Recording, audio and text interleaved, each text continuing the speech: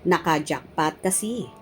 Jericho, never bibitawan at aayawan ang nobyang si Janine.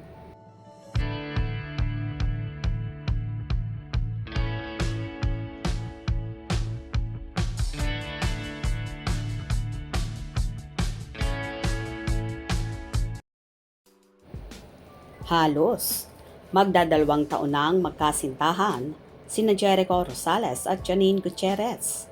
Inilantad na nila sa publiko ang real score sa status ng kanilang relasyon. Marami ang nakapansin na malaki ang ibinata ni Echo nang maging girlfriend niya ang actress. Halatang in love na in love siya sa dalaga ni Lotlot de Leon. Napaka-protective raw ni Jericho kay Janine dahil todo bantay at alalay kapag magkasama sila sa mga events.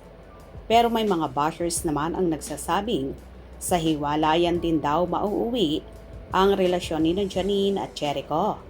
Hindi raw kasi nagtatagal si Echo sa kanyang mga nakarelasyon.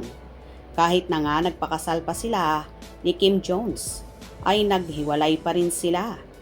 Gayunpaman, depensa ng mga fans ni Jericho, hindi raw magagawa ng aktor na iwanan si Janine dahil malapit siya sa mga magulang at kapatid ng girlfriend.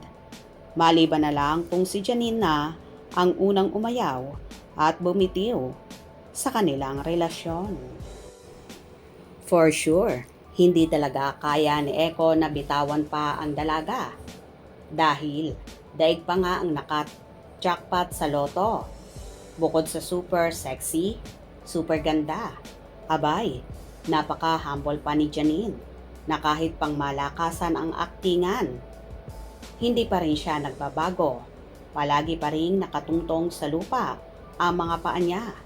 Kaya naman marami ang pumupuri sa actress at sinasabing maganda ang naging pagpapalaki ng mga magulang nitong sina Lotlot de Leon at Ramon Monching Christopher Gutierrez.